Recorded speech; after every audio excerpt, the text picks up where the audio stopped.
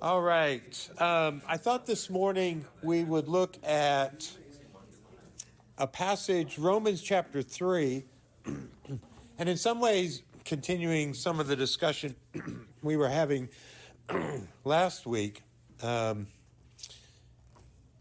We were just specifically talking about how the cross could be comforting, and I was saying, well, the cross isn't going to be comforting if you see the cross as God the Father taking out his vengeance that he would like to take out on all humanity, but on Jesus instead. There's not much comforting and suffering about looking at the cross. But I was saying, if you see it's the solidarity of God with us in our suffering, a very different view of what's happening in the cross, then when we're suffering, the cross then can be a symbol of comfort, an obvious kind of declaration that God willingly is present with us in our suffering. So that raised some other questions and good discussion. So I thought this morning we would look at Romans 3, 21 through 24 or 5. Suggest you may want to look at the text with me. I probably should have printed it out and handed you little sheets, but I think most of you can look at it.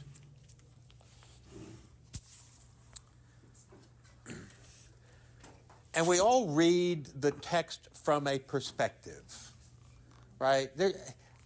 None of us come to it objectively, like without anything, without any preconceived ideas, blank as a slate, and just read it for what it says. I mean, that notion sounds good, but it's not realistic. We're all reading the text from who we are and where we are, the experiences we've had, the things we've heard before. And actually, this is okay. It's unavoidable. So it's better to acknowledge the fact that we're all interpreting the text. And so I'm being very upfront. I'm interpreting the text, and I have a certain bias, right? And I know my bias. My bias is that this is not about God being angry and having to be appeased. This is about God being loving and wanting to show us that. Now, that's the bias from which I approach the text. I've got a lot of reasons why I choose that perspective. So I want to read this text from that perspective. It's not the only way it can be read. And John David has been taking a class in Romans just finished at Fuller Theological Seminary, and as he can well attest now, there are so many ways to read each and every verse. It's not like I can give you the reading. I will give you mine for your consideration, right? I cannot guarantee it's the proper and right reading. I can just say, I'm laying my cards on the table. I come at it with this bias that God is not angry. He's not angry at humanity. He's angry at sin. But that's sin itself, not the sinners. He sees us as having gotten caught up in something that's taken us captive. I use the illustration, it's okay to be angry at cancer. Please don't be angry at cancer patients. They have contracted the disease. You can be angry all you want at the disease itself. That's a good analogy. God is angry with sinfulness, but he sees us as those who have contracted the disease and are now caught up in it, and he's tender-hearted towards us and wants to relieve us of the malady, right? So that's my bias. That's how I'm reading this text. I think this is a good text to illustrate why I read it this way. So I want to start in Romans chapter 3, starting in 21. But now, apart from the law, the righteousness of God has been manifested. In other words, it's been made clear. It's appeared. We've seen it for what it is, being witnessed by the law and the prophets. So what Paul is saying, and he's saying it, to me, he's saying now, but now. He's not saying it's always been this way. I think he would allege, and he himself would have thought, that the righteousness of God was fully contained within the law, within its commandments and its instructions, and that when you kept it, that made you righteous. I think he would have thought something more like that. But now, after the road to Damascus experience, after having met Jesus, after having that blown up his whole world and the way he thought about things religiously, he says, but now the righteousness of God has been made clear, and it's witnessed by the law and the prophets, but it's not the law and the prophets. In other words, the righteousness is not the law, and by keeping it, you're not righteous. But the law and the prophets are witness. They give testimony to the righteousness of God. But the righteousness of God is something other than just the law and keeping it. That's how I read 21, right? Let's see what he says the righteousness is. 22, even the righteousness of God through faith in Jesus Christ for all who believe. So, he says, I no longer see the righteousness as the law and keeping it, but I see the righteousness of God is in Jesus Christ and for all those who trust him. Now, that righteousness of God is not in the law, but the law witnesses to it. So he would use, as he will use in other letters, the illustration that the law is like a tutor, is like a school teacher bringing us to Christ. It's witness to the righteousness of God that is in Christ. It's moving us along a path to come to understand that righteousness of God in Christ. But now we know the righteousness is not the law, and it's actually Christ himself. And when you put faith in him, then you receive this righteousness of God. Right? The law and the prophets have their role in pointing us to it, but it is Jesus himself. Right? That's how I would read 21, 22. Thoughts, questions, objections, alternative readings? Like I said, this is just one way to read it. It is the way I read it. Okay. So now he picks up on the fact that he said, for all those who believe. Right? In 22, it's a righteousness of God, which is through faith in Jesus Christ. Faith being you trust Jesus. It's not a righteousness through belief in Jesus Christ. Like, I believe Jesus is truly the Son of God. I believe that Jesus was fully God and fully man. That would be belief in terms of ideas and true ideas that I believe about Jesus. He's not saying righteousness is because you believe these right ideas. He's talking about righteousness is because I trust the person of Jesus,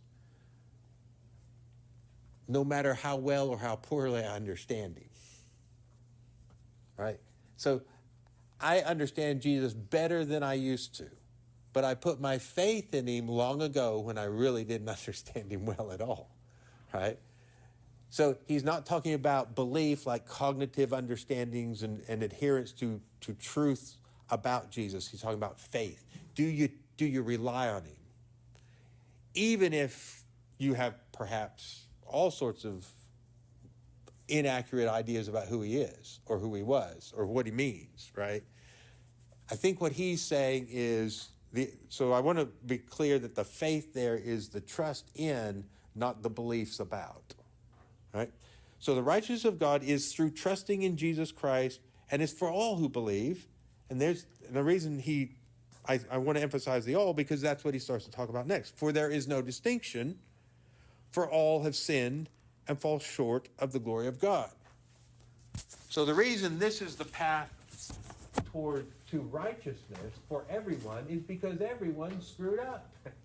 Everyone's messed up. Everyone's done wrong. Now he's saying it's now manifest that the righteousness of God is not through the law, nor that I'm thinking I've kept it well enough to be righteous. But it's for all who put their faith in Jesus without distinction, because everybody's sinned. Now, think about the definition he gives of sin. He says sin, in this Pauline sense, is falling short of the glory of God. That's a very different definition of sin, then sin is breaking a rule. What's the difference between saying sin is breaking a rule and sin is falling short of the glory of God? The first one is more of a point to a certain transaction, whereas the second one is me missing the mark, falling short of living in total union with God. Yeah, yeah. So the breaking a rule idea of sin is, again, it goes back, there's a bunch of rules and I need to keep them, I don't want to break them. And if I break them, then I become a sinner. Paul is saying, and this missing the mark, it really is kind of an archery metaphor. It's shooting at the target and the arrow misses. And actually, it doesn't just miss by going long, it misses by not getting there. It falls short. Boing. You know, the target was 50 yards away, but you shot 30. Right? Your arrow went down into the ground at 30 yards. You fell short of the glory of God. If sin is breaking rules, I have not nearly done as much sin than if sin is falling short of the mark. Because if it's falling short of the mark, my question would be, in what have I not fallen short of the mark? In my marriage, I have fallen short of the mark. Yes, but you're married to your spouse, you've been faithful to her. It seems like you've not broken the rules of adultery. Oh, but I've fallen short, right? See, the point is, I can't take, well, but I'm only having sexual relationships with the woman with whom I'm married, and, so I haven't broken any rules. Paul's got a different definition. Have you hit the mark? To be like, well, no. Well, then you mean your marriage is sinful? Yes. Doesn't mean it's utterly wicked. It means the fact that it's not. The glory of God is the magnificence and the reality of God's own being. Right? That's his glory is the eminence of that. And so in everything where I don't emulate God to the degree that it could be in perfect union with God, then in that sense, it's sinful. So all of a sudden, everything is sinful. My prayers are sinful because they fall short of the mark. My faith is sinful. It falls short of the mark. Our worship was sinful. It fell short of the mark. My good deeds are sinful. It's like there is nothing, because it's not a thing where there's a bunch of rules and I didn't break them, so I've not been sinful. Look, I've been sinful in everything I've done today, right? Even the good I've done has fallen short because none of it was done with the totality of God's own person. Now, this isn't to make us feel overwhelmingly guilty. This is to remove that sense that Paul would have had as a Pharisee, that I'm righteous and they're sinners, right? Because that's easy to do if you've got rules. Well, I'm not breaking the rules and they're breaking the rules, so I'm righteous, they're sinners. With Paul's new definition of sinfulness, he realizes, holy cow, I've been sinful in everything. There's nothing that I've really done which is just actually purely good. Right?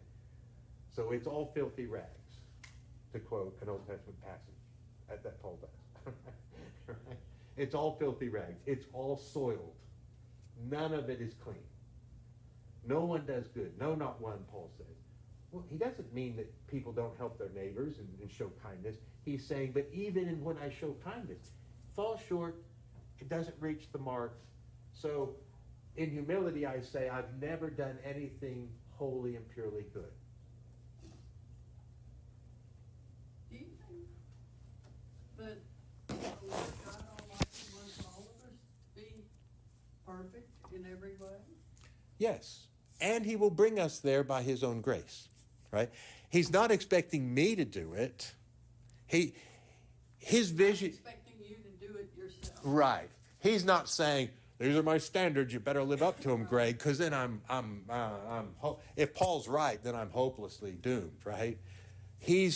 But the vision of God for us is that we will be in union with God, and all this imperfection, all this falling short of the mark will eventually be removed as he brings us into union with himself Right. in the Spirit, through Christ, by grace, and probably not in this lifetime, right? But I'm looking, my hope is not rooted in what can happen before I die in this world. My hope is rooted in what can happen in eternity as God brings me to what I can only dream about now, which is I would love to be rid of all these things. But my hope in that happening is in the hereafter, right? So yeah, there's a sense. Yeah, John David? Something that might be helpful that you're sort of dancing around, but the idea of laws being set up and rules being set up, Paul does address that. He doesn't refer to it as sin, he refers to it as transgression. Yeah. And there is sort of that distinction between, putting up a no trespassing sign, and if you trespass, Yeah, you cross the line. you have transgressed. Yeah. And you have transgressed against your neighbor. But the idea of sinful behavior, it might be sinful to even have a don't trespass sign. So the sinfulness and the transgression are related, because if you transgress against the rules that God has enabled, that's sinful, but sinfulness is far more encompassing than that. Yeah. No, that's a great way to put it. Sometimes I use a passage from John where I'm illustrating his point, and it's the same thing. John talks about transgression. And I use that as the beginner's definition for sinfulness. It's a good beginner's, it's like training wheel on your bicycle. A good place to start. What is sinful? It's doing what you shouldn't do. It's crossing the line. There's a line, there's trespass. When we used to, when we would say the Lord's Prayer together, the question before we started was, are you trespass people or transgress people? Because, the Lord's Prayer sometimes, lead us not into transgression, So, or forgive our transgressions, or do you say forgive our trespasses? But yeah, it's that idea. I consider that the beginner's idea. It's a great starting place. The more mature understanding is this understanding. It's when you realize it's not just when I did the things I shouldn't do or failed to do the things I should. It's a more encompassing problem that just lurks within me, as he says in chapter 7 of Romans. It's this thing inside me that even when I try to do good, it somehow sabotages me.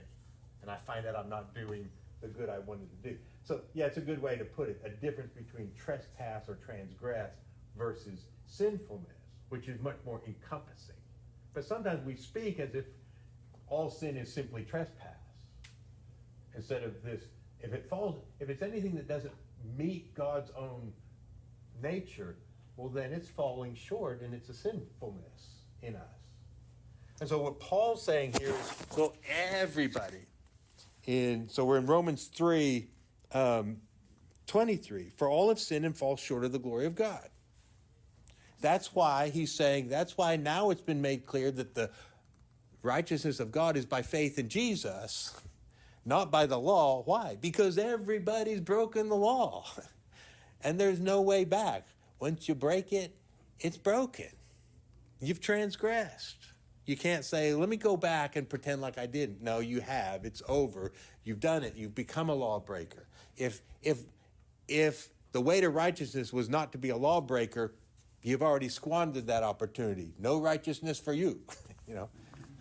The soup Nazi, right? That was a little assignment. No righteousness for you, right? You've broken.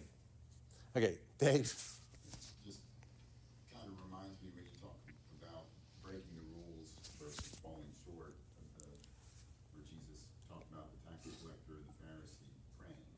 The Pharisee was thinking about the rules he didn't break, and the tax collector saw how short he fell of every, Yeah.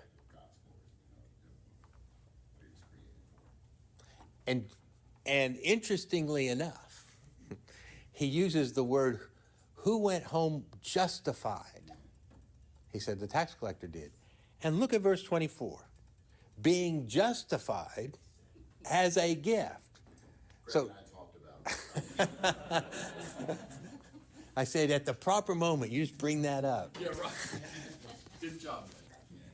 Went well. So here's Paul. Since everyone's fallen short and sinfulness is ubiquitous and nobody can say they're free from it, even if you've never broken the law, you're still, when it comes to sinfulness, you're still sinful. Well, I've never murdered and I've never stolen. The people I work with in Tanzania only had 4 sins. That was a problem culturally. When I'm trying to preach the gospel, they only have 4 sins.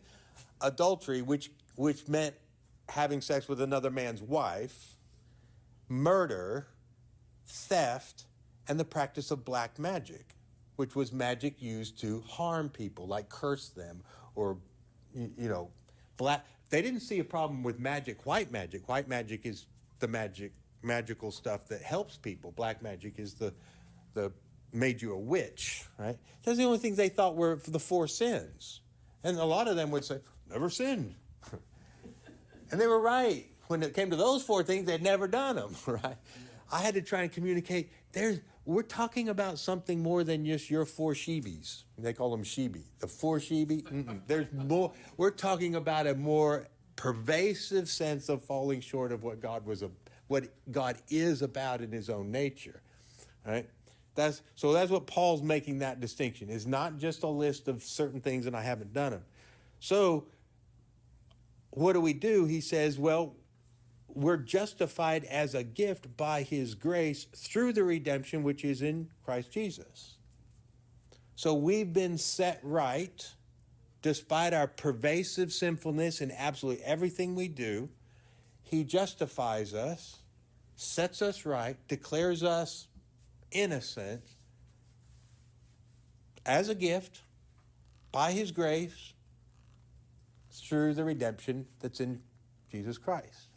That's why, as he said a little bit earlier, it's through faith in Jesus that you receive this righteousness. It's not through the law, though the law gives witness to it. It's through trusting Jesus because he's the means by which God has granted this gift to us that sets us right. Now, 25, because here's how I view the cross. 25. Whom God displayed publicly as an atoning sacrifice in his blood through faith. So my translation says, whom God displayed publicly. What Paul is saying, and yours might say something a little bit different, but what Paul is saying is the death of Jesus is a public display of what God wants to announce. That's very different than the idea that says God can't forgive. His justice demands he's got to kill someone, and the cross is God killing Jesus instead of us. That idea of the atonement, I don't think Paul would agree with. The way I read Paul, that's not what Paul's saying. Paul's saying the cross is the public display of exactly what he's talking about. Redemption, a free gift, grace, justification in Jesus. Being displayed publicly for the whole world to see. In other words, it's an announcement of, guess what? I love you even if you kill me. And I won't even, I'll say from the cross, Father, forgive them. And when I rise from the dead, I'm not going to go hunt down those people who killed me and take vengeance. Right? There's no payback for all the murderers. There's only the public display of the cross as this message of gift, grace, justification, no matter who you are and how you sin, because we're all sinners. Is that making sense? Now what? Huh? No. No? And it troubled me with that we're sinning all the time, even in doing something right, it still falls short. Yeah. Which probably rises to the level of where Paul said, should we keep on sinning so grace shall abound? Yeah. But I'm troubled by that a little bit with, if you truly show mercy to somebody, you're still saying that mercy was not at the level of mercy that God gave because he's God, not because I'm Right. Because I'm not God, I can't extend universal mercy, I'm just extending my mercy. Is Right. that what you mean? Yeah, exactly. Like, it's not saying I don't love and love's not good, or I don't show mercy and mercy's not good. The point is, even when I show mercy, it's not the fullness of the divine mercy. It's imitation of the divine mercy, but I would have to confess, but it's not been, I can't be as merciful as God is, though I'm trying. I can't be as loving as God. And so in that sense, I'm falling short. We have to get rid of the idea that sin is like rank wickedness, right? Because then you're thinking, but these are good things. Yes, they're good things, and everyone acknowledges they're good things. But Paul's definition is, even in my good, it doesn't reach the point where it matches. I was just as merciful as God would be. Well, now you're a little prideful. You know, it's like, well, I see you erred in another way. You know, see, every time I have to confess, I'm trying to be merciful, and help me in my failure to be as merciful as you are. And help me in my failure to be as loving as you are. I'm not saying I wasn't loving, and no one else should say, well, that you weren't loving. Everyone might say, yes, that was a loving thing to do, but I would have to say, but the love of God still exceeds how I expressed it. So I confess it's still falling short. That's all. Still a nuance that is troubling. So, you know, but I get it now, because I could honestly say, extending this mercy, then you go to your mom and say, wasn't I merciful? Or you say to yourself, gee, wasn't that good of me to, you know, give you my lasagna for Friday night that you said was really good, and so I feel prideful How about long will that. I have to hear this? If you keep coming here, you will. So lasagna analogy aside, it still is, Yeah. what you're saying is it doesn't, and it's troubling. I mean, it makes you. You realize you're a sinner. Yeah. I mean, it still makes you think, well, what's the point?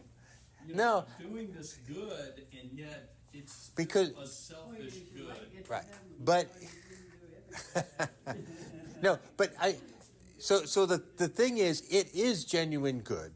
We do good in the world. When Paul says there is none who does good, no, not one, he doesn't mean people aren't doing actual, tangible good things. He's saying good in the sense of which reaches the level of God. Nobody's doing that. So like you're saying, and I have realized that my motives are never pure. Even when I do something that is tangibly good, I'm often thinking about what's in it for me. And God is not. See, that's where God's goodness always exceeds mine, because I can't escape from the fact that I'm always thinking how it benefits Greg, right? I can't get away. And even if I think, but that's not my major motivation, the idea still lingers and, you know, still runs around in my head where I'm calculating, oh, I hope someone sees my good deed. And Jesus says, don't let one hand know what the other hand's doing. But I'm still wondering if someone's going to notice, right? So I do tangible good, you do tangible good. But even so, if we looked at it, we'd say, was that a complete expression of the fullness of God's own nature? We should have to say, no, it still fell short. So I still have to say, have mercy on me, a sinner. Praying the prayer of the tax collector, have mercy, Lord, have mercy on me, a sinner. Not because I've necessarily done horrendous, wicked, terrible, intentionally hurtful things, but because even in my good, I've been falling short. So have mercy. I need the grace. I need the redemption. Okay, John David, you had a... I was just gonna add, maybe this might help the nuance.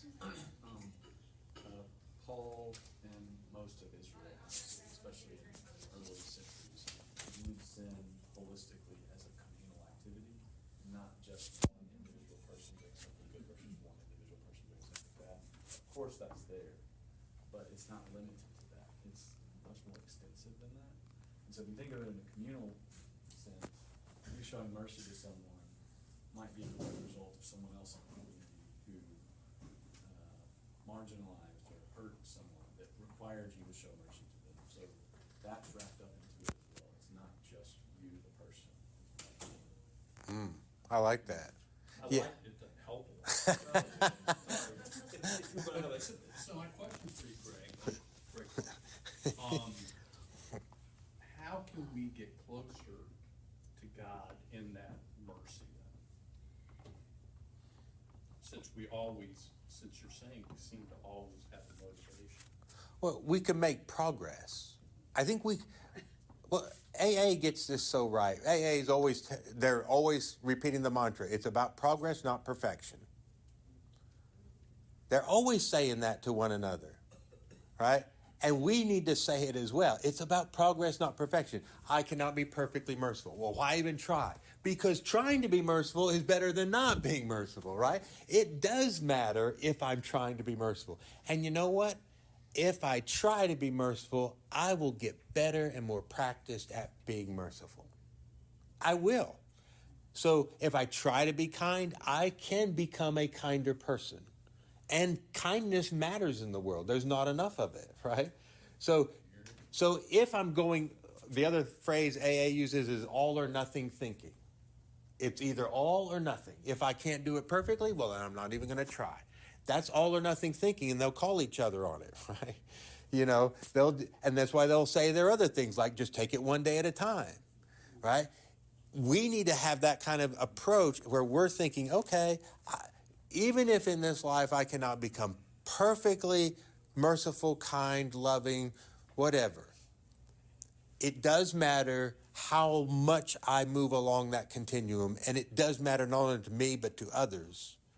And so I'm not aiming for perfection, I'm aiming for progress. Can I be a little kinder now than I was? And it's not all or nothing. I just don't throw up my hands in frustration because I can't do it perfectly. I just want to do it a little bit better, like one day at a time. Okay, Jenny? You don't become closer to God by doing good. I mean, we're close to God. Yeah. And so doing good is an outgrowth of our love for Him and our gratitude. So it's. Yeah. The sense in which, it's a good distinction. We can't get any closer to God than we already are. Now, in an objective sense, in a real sense, God is as closer to us than we are to ourselves. But in a subjective sense, how do I then, in my own experience, grow closer to God? I think then it becomes practicing the things of God, draw me into an awareness of God. So there's both things going on, and I love the fact that you pointed that out. You cannot get any closer to God. You are as close to God as you could ever be. Now, you may not perceive that closeness, and what can you do to become more aware and participatory in that closeness? Then I think it's, love your neighbor as yourself, and you'll start to, as John says, if you love, he says it the other way around. If you don't love your brother whom you have seen, then you cannot love God, which implies you have to love your brother in order to love God. And he's right. I have to start with the person I am interacting with if I want to love God. And as I work on my love for the person who's right here that I'm having relationship with, in that interaction, as I work on love, my love for God grows in a kind of experiential, practical sense. I come to know God better because I'm learning to love, and God is that love. And as I learn to do that, now, but in that sense, I'm not getting any closer to God through my actions, but I'm becoming more aware of the closeness of God that has always been here, even when I was the Pharisee standing there while they were stoning Stephen, Paul might say. God was just as close to him, or as St. Augustine says in the prayer that John put into Prayers of the People, he was close to, he says, you were in me, but I was outside of myself. I love that phrase by St. Augustine. God, you were in me, but I was outside of myself. Like I didn't know myself. So of course I didn't know you. I was estranged from you, but you weren't estranged from me. You've always been intimately close to me, but because I didn't know you nor myself well, it's his prayer about how he's come to know God after a long search. He's like, I went everywhere trying to find God, Found out he was always inside of me all along, but I was outside of myself. It's a beautiful prayer. We've done it before. I know in some contexts, he goes through all five senses. Though I was deaf, I was blind. He goes through the five senses.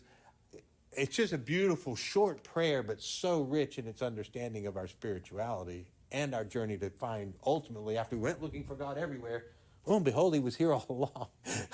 And now I found him. And he spoke to me through my own senses. Okay? Wow.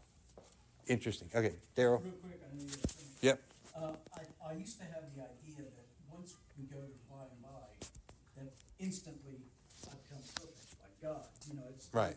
He's going to zap me, and I'm going to do everything right. But thanks to you. But I now think as we progress now, we're just moving along that continuum that continues beyond this, and we still have choice to pull away from God or not, as far as getting to that perfection. Yeah, I think the process is ongoing. Yeah. But let me look at this last thing, because this is about the cross. So it is in 25, it is that God might publicly display Jesus as an atonement.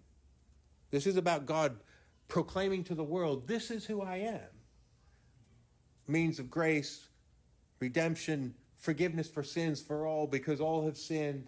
That's what Jesus represents on the cross, is the proclamation of this. This is why in breaking the bread, we proclaim his death. we proclaim the reality of the cross as the symbol of who God is, loving, forbearing, forgiving, gracious. But notice how he keeps using these types of words. In next line in 25, this was to demonstrate his righteousness. The cross was to demonstrate his righteousness. It's a public display. It's a demonstration, right? And then notice down, because in the forbearance of God, he had passed over the sins previously committed, for the demonstration, I say, of his righteousness at the present time. So he's saying the righteousness of God has been demonstrated, manifest, made clear through Christ on the cross. It's not a way in which God is settling accounts with sinful humanity. It's the way of God proclaiming an eternal love for a sinful humanity that is not retributive, that is not vengeful, that is not angry. It's a public demonstration of just the opposite, right? Of gift, of forbearance, of redemption. Anyway, that's some of the things, back to last week. That's why we look at the cross and in times of suffering, and we should be comforted, because this is the God who willingly enters into our suffering to rescue us from it, who does not abandon us. Well, therefore, I can look at the cross and the suffering God in my own suffering and find comfort that I'm not alone, right? Anyway, we'll stop there at 12:05. So,